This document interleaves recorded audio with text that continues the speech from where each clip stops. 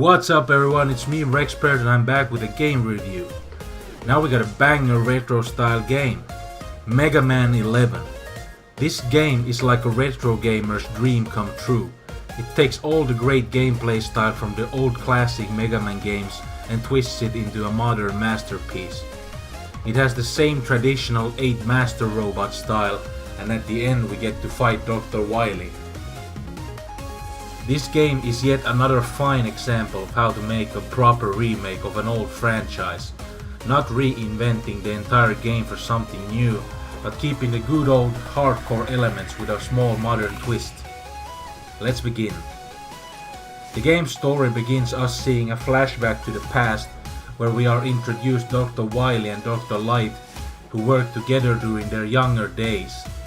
Dr. Wily had created back in the past a device called the Double Gear system, which enhances the power of a robot. It was then stopped in the scientist meeting, which Dr. Wily got mad about, making Dr. Light and Dr. Wily both into conflict from then on. Dr. Wily then invades Dr. Light's base, stealing 8 of Dr. Light's master robots and uses Double Gear system on them to try and conquer the world. Of course, Megaman has to stop Dr. Wily, but Dr. Light warns Megaman for him being too weak at his current state. Dr. Light then takes a prototype of the Double Gear system he had built and installs it on Megaman, so that he stands a chance against the enhanced master robots. That's basically the story of this game, simple and straightforward, just like a Megaman game is supposed to be. The new tweaks to the gameplay comes from the new Double Gear system. Megaman has 2 new powers, including the supercharged shot, which is speed gear, which Megaman can use to slow down time, and power gear, for Megaman having much more powerful charge shot. You have 4 different difficulties: newcomer, casual, normal and superhero. I went with the superhero cause I always like a good challenge in a game. If the game plays well and its controls are good to handle, then I like to crank up the difficulty up. I like a challenge. But let me tell you, this game on superhero mode is insanely hard. This is possibly the hardest Megaman game I've ever played. It took me a long time to even beat one stage.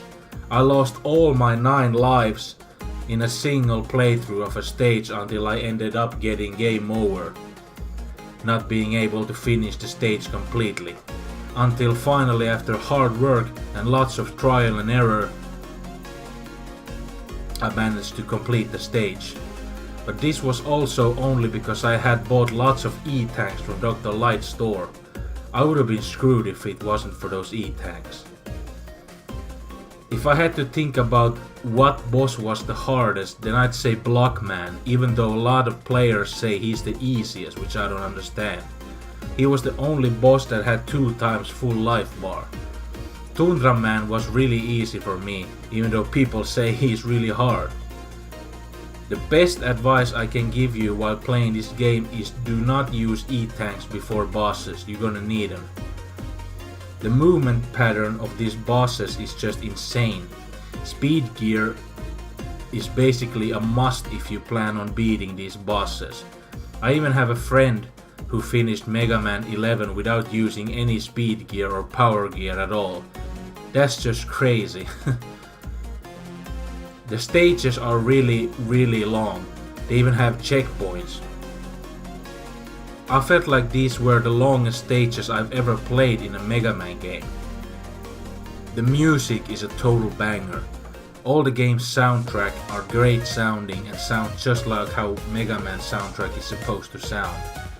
My favorite song is the one that plays in the Dr. Wily stages. The graphics in this game is great as well. It's 2.5D graphics, powered by Capcom's MT framework engine.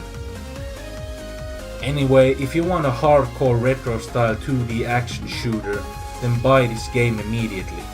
If you're a hardcore traditional Megaman fan, then you have to own this in your game library. You can get it on Steam for PC and on Xbox One and PlayStation 4. This game is worth every penny and it guarantees blasting retro time. The only bad thing I have to say about this game is that it was a tad bit too difficult. But that's not really a bad thing, that's just me having the most hardest damn difficulty enabled in this game. So technically it's not a bad thing. My overall rating for Megaman 11 is a 9 out of 10, with the game having a great modernized retro feel to an aging franchise, challenging gameplay and a banger soundtrack. Anyway, thank you for listening and watching. If you liked this video, you can leave a comment below and maybe hit that subscribe button. Until then, I'll see you on my next review. Take care and game on, gamers. This is Rexpert signing out.